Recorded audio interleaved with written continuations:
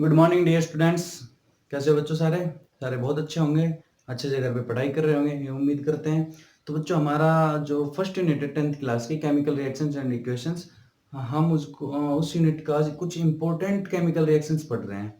और मैं ये आपको यकीन दिलाना चाहता हूँ कि इन रिएक्शन से बाहर आपको कुछ नहीं आएगा।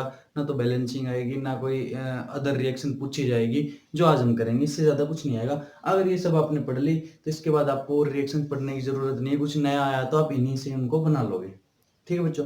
तो बच्चों, मेरा नाम है मनीष कुमार, मैं पढ़ा रहा हूँ आपको केमिस्ट्री। और केमिस्ट्री में हमने आज पढ़ना है unit 1 chemical reaction and equations की सम इम्पोर्टेंट केमिकल रिएक्शंस। चलो शुरू करते हैं आज का लेक्चर शुरू करने से पहले आपको कहना चाहूंगा कि अगर आपने चैनल को अब तक सब्सक्राइबर नहीं किया है, अगर आप चैनल पे सब्सक्राइबर नहीं हो तो please do subscribe the channel and share to your friends, relatives etcetera.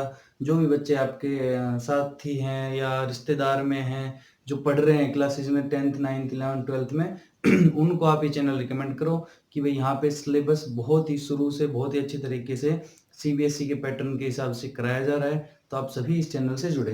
तो शुरू करते हैं आज का लेक्चर। देखो बच्चों, 5 रिएक्शंस हैं, बारी बारी पढ़ेंगे। पहले ये 5 पढ़ते हैं। पहली रिएक्शन सबसे बेसिक रिएक्शन है Mg प्लस O2। इसी को बोलते हैं मैग्नीशियम रिबन को ऑक्सीजन में बर्न करना। ये जो रिएक्शन अगर आ जाए कि magnesium ribbon is burn with oxygen in air, तो ये रिएक्शन लिखनी है आपको कि मैग्नीशियम कैसा होगा, ये सॉलिड होगा, ये गैस होगी, ये तो होगा। तो जब मैग्नीशियम ऑक्सीजन के साथ रिएक्ट करेगा तो MgO बनाएगा। अब देखो इस रिएक्शन क्या बैलेंस है, यहाँ पे 2 ऑक्सीजन है, यहाँ पे 1 ऑक्सीजन है। क्या करोगे? 2 से मल्टीप्लाई कर दो। 2 ऑक्सीजन हो गई, लेकिन यहाँ Mg2 हो गए तो यहाँ Mg को 2 से मल्टीप्लाई कर दो। हो गई रिएक्शन बैलेंस। पहली reaction magnesium ribbon burn in air या विद ऑक्सीजन, ये रिएक्शन लिखनी है आपको। अगर स्टेटमेंट आए, क्वेश्चन आएंगे तो स्टेटमेंट वाले कि भाई ऐसा हो कि मैग्नीशियम रिबन उसके साथ बर्न करना है, रिएक्शन लिख के दिखाओ, तो ये इस टाइप से आपको लिख के बैलेंस करना है। अगला देखो, ये क्या है? जिंक। ये है सल्फ्यूरिक एसिड। ये क्या है? Zinc sulphate. और ये H2 गैस। कैसे करोगे?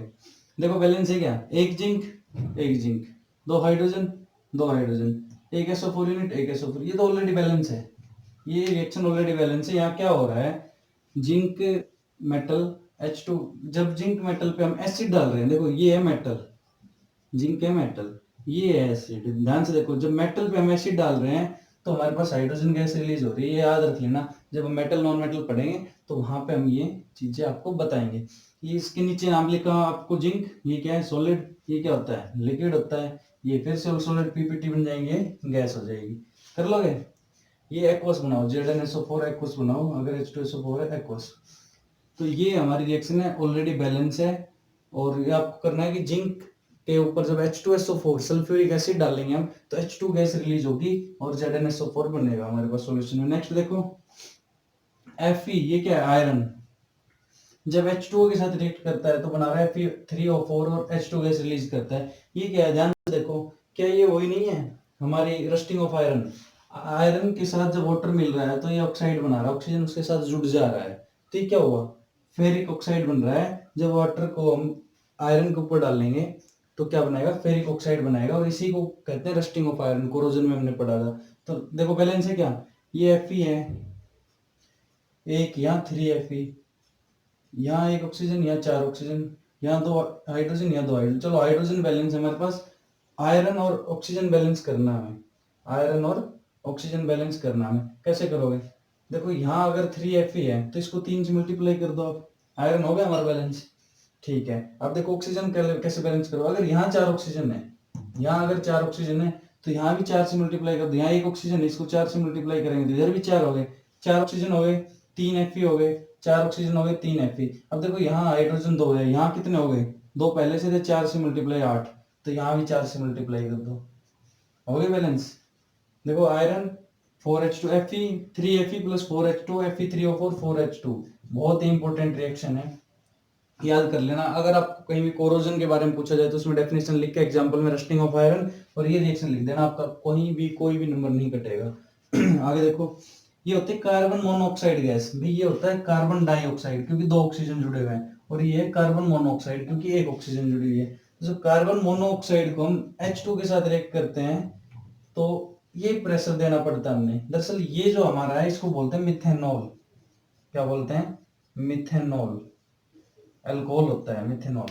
वाइन होती है ना, उसी टाइप की अल्कोहल ही होता है। तो ये एक मेथड है हमारा किसका, मिथेनॉल बनाने का। कैसे बनता है, जब carbon monoxide CO, carbon monoxide, mono मतलब एक ऑक्साइड, कार्बन मोनोऑक्साइड को जब H2 गैस के साथ, ये क्या है कार्बन मोनोऑक्साइड गैस, और ये क्या है गैस, जब इसको इसके साथ हम इतने प्रेशर पे 340 ATM का मतलब इतना प्रेशर अप्लाई कर देंगे दोनों को साथ में एक कंटेनर में डाल के इतना प्रेशर लगा देंगे, तो हमारे पास ये बन जाएगा मिथेनॉल CH3OH।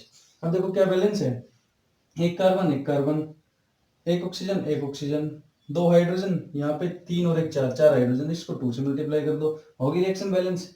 अगर अजय प्रिपरेशन ऑफ मेथनॉल जो हम फोर्थ यूनिट में पढ़ेंगे कार्बन एंड इट्स कंपाउंड में, वहाँ ये रिएक्शन आपको फिर से मिलेगी। इसलिए कुछ है कि रिएक्शंस में आपको जो एडवांस में आपको पढ़नी है वो साथ साथ करा रहा हूँ। अभी देखो भाई बहुत इंपॉर्टेंट रिएक्शन है, देखो क्या हो रहा है, ये तो सबने सुना होगा, ये क्या है ग्लूकोज होता है ये देखो ये कार्बन डाइऑक्साइड है, ये वाटर है, ये तो है, और ये बना रहे हैं मिलके C6H12O6 और 6O2 और 6H2O, है ना। तो देखो क्या है, एनर्जी की फॉर्म में ग्लूकोज बन रहा है, ये होता है क्लोरोफिल। क्लोरोफिल होता है एंजाइम। देखो इन रिएक्शन में जो भी वर्ड हमारे हैं क्लोरोफिल, वो मैं साथ साथ आपको बता रहा हूँ। देखो पौधे क्या करते हैं, कार्बन डाइऑक्साइड लेते हैं और ऑक्सीजन देते हैं, यही तो करते हैं पौधे, और साथ में अपना कुछ खाना पीना बना लेते हैं, यही होता है। तो देखो हो क्या रहा है, कार्बन डाइऑक्साइड जब वाटर के साथ रिएक्ट करते हैं in the presence of sunlight HMU, thermal decomposition, electrolytic decomposition और फोटोलाइटिक डिकम्पोजिशन, वहां पे ये फोटोलाइटिक डिकम्पोजिशन में मैंने आपको बताया था अगर HMU में मतलब फोटोलाइटिक डिकम्पोजिशन हो रहा है, तो HMU की प्रेजेंस में जब कार्बन डाइऑक्साइड और H2O आपस में रिएक्ट करेंगे और साथ में क्या होगा क्लोरोफिल, ये होता है एंजाइम। एंजाइम जब आप बायोलॉजी में पढ़ रहे होंगे, एंजाइम कैटालिसिस के हमारी बॉडी में एंजाइम्स होते हैं जो फूड ब्रेक डाउन करते हैं, अलग अलग एंजाइम्स के अलग अलग फंक्शनिंग होते हैं।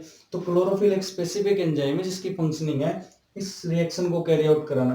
तो जब CO2 H2O के साथ लाइट, सनलाइट और क्लोरोफिल की प्रेजेंस में रिएक्ट करेगा तो हमारे पास ये बनेगा ग्लूकोज, और बनेगा हमारे पास ऑक्सीजन जो पौधे छोड़ देते हैं हवा में, और H2O। तो ये कौन सी रिएक्शन है, ये फोटोसिंथेसिस रिएक्शन हो जाएगी। फोटोसिंथेसिस की अगर आपको बोला जाए कि write down the reaction of photosynthesis, तो ये सब आपको लिखना है कि कार्बन, ये बैलेंस कर रखे देखो मैंने, 6 कार्बन 6 कार्बन, 12 ऑक्सीजन, 6 और 12 18 और 6 24, भाई तो ज्यादा ऑक्सीजन होगी, यहाँ पे 12 ऑक्सीजन है, यहाँ पे 6 ऑक्सीजन ये होगी, ठीक है, 6 दूनी 12 18 ऑक्सीजन, अच्छा 24 ऑक्सीजन हो गई ये तो कैसे करोगे बताओ भाई, इसको तुम बैलेंस करना, 6 12 6 6,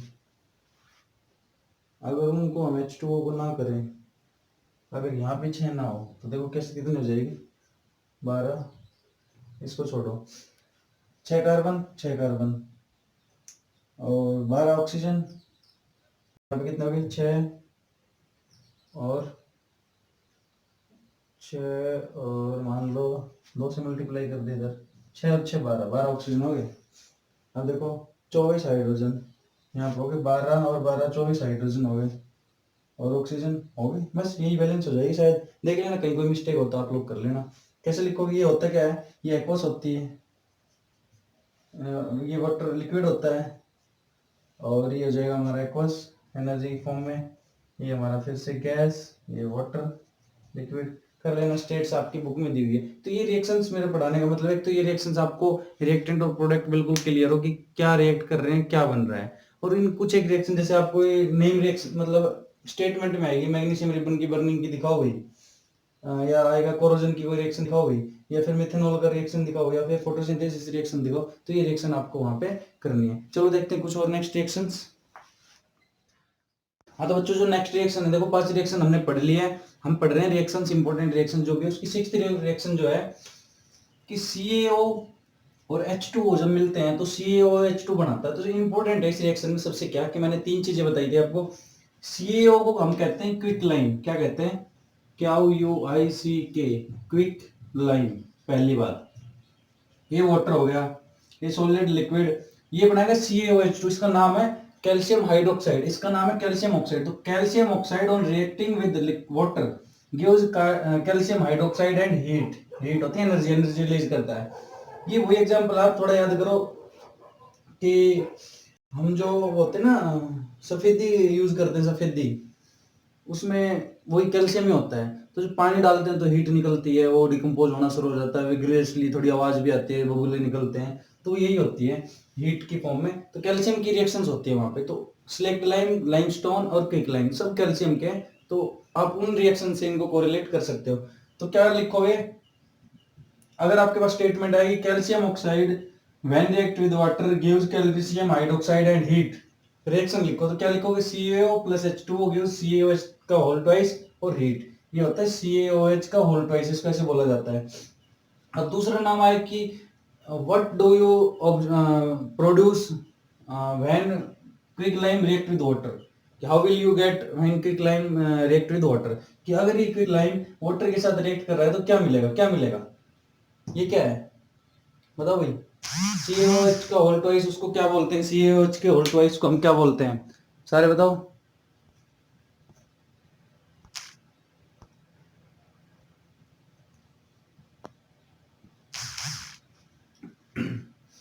क्विक लाइम और स्लेक्ट लाइम या फिर लाइम वाटर। तो जब क्विक लाइम वाटर के साथ रिएक्ट कराएगा तो बनाएगा लाइम वाटर या स्लेक्ट लाइम और हीट रिलीज होगी। अब देखो नेक्स्ट रिएक्शन ये हो जाएगी एक रिएक्शन, इसको याद करना आपको। आगे देखो carbon when react with oxygen gives CO2, ये होता है बर्निंग ऑफ कोल। जब हम कुछ भी कार्बन की चीज जलाते हैं तो क्या निकलते हैं, धुआं ही तो निकलती है, कार्बन डाइऑक्साइड। ब्लैक कलर की अखबार जलाया, मतलब अखबार में भी कुछ कार्बन का होता है, ब्लैक ब्लैक बच जाता है जो लास्ट में, उसको हमने बर्न किया तो कार्बन जब बर्न होता है इसको बोलते हैं बर्निंग ऑफ कोल। तो carbon when react with oxygen gives carbon dioxide. तो अगर आ जाए आपको give the reaction for burning of coal तो आपको लिखनी है ये रिएक्शन। आगे देखो ट्वाइस H2 प्लस O2 क्या दे रहा है, ट्वाइस H2O, कि हाइड्रोजन गैस और ऑक्सीजन गैस को दोनों, ये लिख लेना आप, गैस गैस ये हो जाएगा लिक्विड। तो जब हाइड्रोजन गैस ऑक्सीजन के साथ रिएक्ट करेगी तो क्या देगी, वाटर देगी। कुछ एक कंडीशंस होती है, ये आप जब आगे पढ़ोगे कि कैसे, ऐसे नहीं कि हाइड्रोजन गैस उठाई ऑक्सीजन उठाई मिला दी पानी बन गया, ऐसा नहीं होता है। कंडीशंस होती है कितने टेम्परेचर कितने प्रेशर में, लेकिन रिएक्शन यही होती है, हाइड्रोजन ऑक्सीजन के साथ रिएक्ट करके H2O बनाता है। कंडीशन हम प्रोवाइड कराते हैं, कर लोगे ठीक है। नेक्स्ट देखो CH4 plus twice O2 CO2 plus twice H2O, ये होती है नेचुरल गैस होती है ना हमारी, मीथेन को नेचुरल गैस ही तो बोला जाता है। ये होती है बर्निंग ऑफ नेचुरल गैस। अगर रिएक्शन आए कि write down the reaction for burning of natural gas तो लिखोगे ये मिथेन, इसका नाम होता है मिथेन। ये जब हम फोर्थ यूनिट पढ़ेंगे तो ये सब कार्बन जहां भी दिख रहा है कार्बन की सारी चीजें वहां पढ़ेंगे, आप यहाँ थोड़ा थोड़ा याद कर लो। When methane react with oxygen gives carbon dioxide and water, हो जाएगा। चलो गुड। आगे देखो, ये देखो हमने वहां पढ़ा था फोटोसिंथेसिस रिएक्शन, और ये हमारी रेस्पिरेशन। वहां क्या हो रहा था कि वहां पे O2 रिलीज हो रही थी कार्बन डाइऑक्साइड लेके। यहाँ पे देखो ऑक्सीजन, हम ऑक्सीजन ले रहे हैं, ये हमारा है ग्लूकोज C6H12O6 जो हमने खाया, जो हमने भोजन लिया उसमें ग्लूकोज ही तो होता है, एक तरह से खाने की चीजों में ग्लूकोज ही होता है। जब हम इस ग्लूकोज को, जो हमारी बॉडी के जो हम ऑक्सीजन लेते हैं वो ऑक्सीजन हमने ली, जब ये ग्लूकोज के साथ रिएक्ट करेगा तो वो डिकम्पोज करेगा हमारे खाने को कार्बन डाइऑक्साइड में, वाटर में और हीट में। ये हीट में एनर्जी प्रोवाइड करेगी जिससे हम काम करते हैं। इसलिए तो कहते हैं कि भाई खाना नहीं खाओगे तो काम कैसे करोगे, क्योंकि खाना ये है, ये खाओगे तभी ये ऑक्सीजन के साथ रिएक्ट करके हमें ये एनर्जी देगा, और ये एनर्जी काम कराएगी। ये कार्बन डाइऑक्साइड हम छोड़ देते हैं और ये H2O हमारी बॉडी में रह जाता है। तो ये होती है रेस्पिरेशन रिएक्शन, वो होती है फोटोसिंथेसिस रिएक्शन। ये भी आपको आनी चाहिए, याद होनी चाहिए। ग्लूकोज है, oxygen, carbon dioxide, water, heat.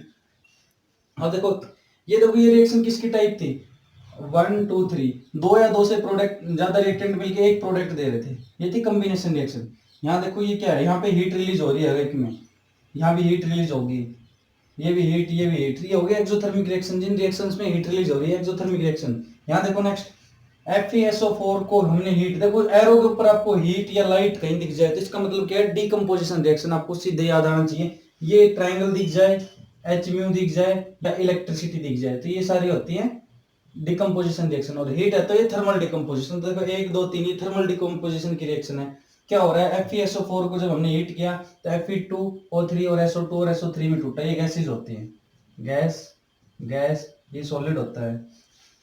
तो जब फेरस सल्फेट, नाम है इसका फेरस सल्फेट, को जब हमने हीट किया मतलब थर्मल डिकम्पोजिशन किया तो हमारा टूटा फेरस ऑक्साइड और सल्फर डाइऑक्साइड और सल्फर ट्राइऑक्साइड। ये सल्फर डाइऑक्साइड है, सल्फर ट्राइऑक्साइड है, ये फेरस ऑक्साइड है। दरअसल ये FeO और Fe O2 में होता है, अलग अलग होते हैं इनमें। चलो वो बात की बात है, वो पढ़ेंगे जब ऑक्सीडेशन नंबर निकालेंगे, शायद ये आपकी 3rd यूनिट में वहाँ पढ़ेंगे। तो आपको याद क्या करना है कि जब फेरस सल्फेट को आप थर्मल डिकम्पोज करोगे, हीट दोगे, तो Fe2O3 SO2 और SO3 में ब्रेक डाउन होगा, डिकम्पोजिशन रिएक्शन। आगे देखो CaCO3 ये क्या है, लाइमस्टोन, लाइमस्टोन मार्बल होता है ना, लाइमस्टोन होता है CaCO3। जब इसको हम डिकम्पोजिशन करेंगे, थर्म देंगे, हीट देंगे, तो थर्मल डिकम्पोजिशन होके CaO और CO2 में टूट जाएगा। CaO क्या हो गया, देखो ये CaO वही है, क्विक लाइम। लाइमस्टोन को, या फिर इसका पूरा नाम है कैल्शियम कार्बोनेट, कैल्शियम कार्बोनेट को जब हमने हीट दी तो ये कैल्शियम ऑक्साइड और कार्बन डाइऑक्साइड में टूटा। अगर जनरल नाम की बात करें तो ये हमारा लाइमस्टोन, जब लाइमस्टोन को हमने हीट दी, इसको हमने डिकम्पोज किया थर्मली, तो ये टूटा क्विक लाइम और कार्बन डाइऑक्साइड में, हो जाएगा। चलो नेक्स्ट देखो, ट्वाइस PbNO3 होता है लेड, Pb होता है लेड, और NO3 मैंने बताया आपको क्या है, नाइट्रेट। जब लेड नाइट्रेट को हमने हीट दी तो क्या होगा, थर्मल डिकम्पोजिशन किसमें टूटेगा, लेड ऑक्साइड, और ये क्या है NO2 क्या बताओ, नाइट्रोजन डाइऑक्साइड और ऑक्सीजन। तो जब लेड नाइट्रेट को, लेड होता है Pb को बोलते हैं लेड, जब लेड नाइट्रेट होता है, जब NO3 यूनिट होती है ना कहीं भी, तो होता है नाइट्रेट। अब लेड के साथ 2 लगते हैं, क्योंकि लेड को +2 चार्ज होता है और NO3 भी -1, तो एक NO3 यहाँ से आ जाएगा, दोनों मिलके इसको चार्ज को न्यूट्रलाइज करके PbNO3 का ऑल्टोइस बना देगा। ये हमने बेसिक केमिस्ट्री के लेक्चर्स में पढ़ा था।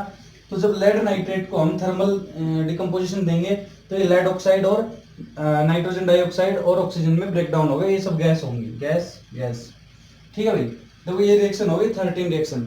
अब बची हमारी 7 रिएक्शंस हो रहे, 20 रिएक्शंस हैं हमारे इंपॉर्टेंट, इनसे बाहर कुछ नहीं आएगा, कहीं से भी आप क्वेश्चन उठा लेना, CBSE NTSE HBSE कुछ नहीं, ये रिएक्शन आपको आ गई, आप कर लोगे। आगे देखो twice AgCl twice Ag + Cl2, देखो Hμ मतलब डिकम्पोजिशन, एरो पे कुछ है ना, डिकम्पोजिशन कौन सा, Hμ है, फोटोलाइटिक डिकम्पोजिशन, हम केवल सनलाइट से कर रहे हैं। तो जब AgCl ये क्या है, सिल्वर क्लोराइड, सिल्वर क्लोराइड को जब हमने Hμ सनलाइट की प्रेजेंस में रखा, तो वो सिल्वर में और क्लोरीन गैस में ब्रेक डाउन हो जाएगा, डिकम्पोजिशन हो जाएगा ना, देख लो, twice AgCl Hμ twice Ag + Cl2।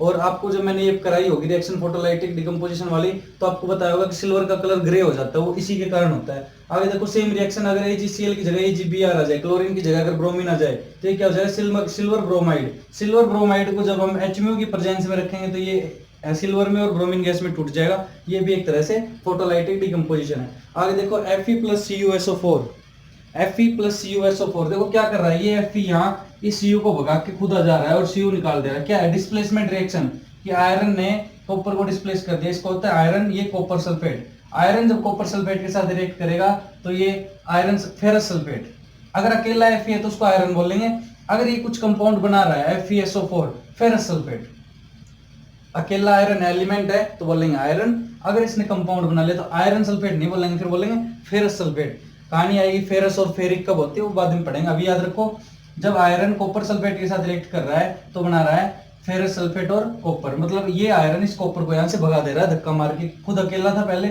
यहाँ किससे जुड़ गया, इसको अकेला कर दिया, डिस्प्लेस कर दिया। आगे देखो zinc copper sulphate, zinc sulphate + copper, फिर से डिस्प्लेसमेंट रिएक्शन, अब जिंक ने वो काम कॉपर के साथ कर दिया, पहले आयरन ने कॉपर के साथ किया, फिर जिंक ने कॉपर के साथ किया, तो ये था डिस्प्लेसमेंट रिएक्शन। ध्यान रखना इन रिएक्शन से क्वेश्चन कैसे आते हैं, आपको दिया होगा 4 रिएक्शन देगा, Fe + CuSO4, FeSO4 + Cu, दूसरा देगा Cu + FeSO4, क्या इधर बनेगा कुछ नहीं, आयरन तो कॉपर को डिस्प्लेस कर सकता है, कॉपर आयरन को डिस्प्लेस नहीं कर सकता। रिएक्टिविटी सीरीज ये मेटल नॉन मेटल में पढ़ लेंगे, लेकिन आपको याद रखना कि जो रिएक्शन ऐसे जो जा रही है वो वापस नहीं आ सकती, मेटल के केस में डिस्प्लेसमेंट वाली रिएक्शन, जैसे जिंक ने कॉपर को डिस्प्लेस कर दिया, अगर हम उल्टा लिखें यहाँ कि कॉपर + जिंक सल्फेट और कॉपर जिंक को भगा देगा, ऐसा नहीं हो पाएगा, कॉपर की इतनी औकात नहीं है, इतनी ताकत नहीं है उसमें, हो जाएगा। देखो नेक्स्ट ये क्या है, लेड CuCl2 क्या है, क्यूप्रस क्लोराइड, और ये बना रहा है लेड क्लोराइड और कॉपर, फिर से लेड इस कॉपर को यहाँ से भगा दे रहा है, यहाँ से जिंक ने कॉपर को भगा दिया, यहाँ से आयरन ने कॉपर, बेचारे कॉपर को सब भगाते हैं, सबसे कमजोर है, हो जाएगा। ये क्या है, क्यूप्रस क्लोराइड और ये लेड क्लोराइड और ये कॉपर बचेगा, सॉलिड में बचता है।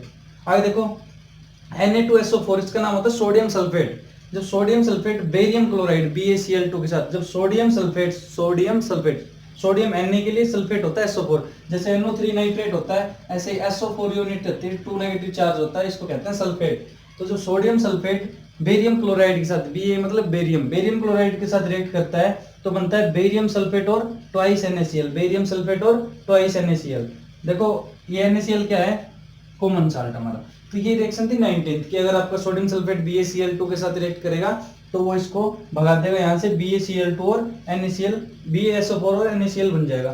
देखो एक दो कुछ रिएक्शन हमने ऑक्सीडेशन रिडक्शन रिएक्शन करी थी, थोड़ा थोड़ा उनको और देख लेते हैं, उसके बाद ये लेक्चर खत्म करते हैं और आपका फिर एक रिवीजन आएगा 25-30 मिनट का।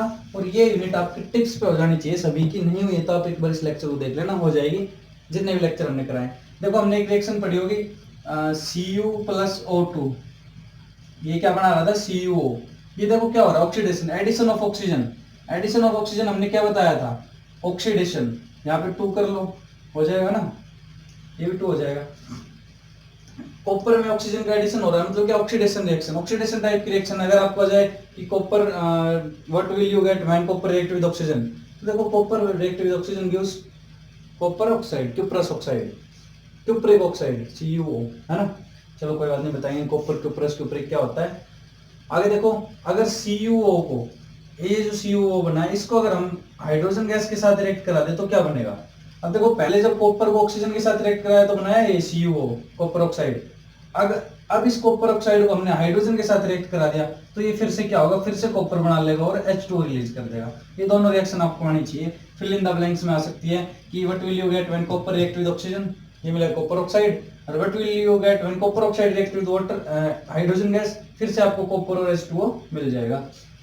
आगे देखो फिर से जिंक को हमने अगर रिएक्शन में, ये हो गई 19, 20, 21 रिएक्शन हो गई, 22वीं रिएक्शन देखो, ZnO को अगर हम कार्बन के साथ रिएक्ट करा दे, बताओ क्या होगा। ZnO को हमने कार्बन के साथ रिएक्ट करा दिया तो भाई ये बनेगा जिंक प्लस CO, ये होते हैं कार्बन मोनोऑक्साइड। ये रिएक्शन थोड़ी सी और टाइप रिएक्शन आपको करनी है, ये बुक में दे रखे हैं एनसीईआरटी में, इसलिए आपको करनी है कि जिंक ऑक्साइड को जब हम कार्बन के साथ रिएक्ट करेंगे तो जिंक अलग हो जाएगा, कार्बन मोनोऑक्साइड बन जाएगा। ये ऑक्सीजन इस कार्बन के साथ जाके एक CO बना लेगा, कार्बन मोनोऑक्साइड। कर लोगे भाई।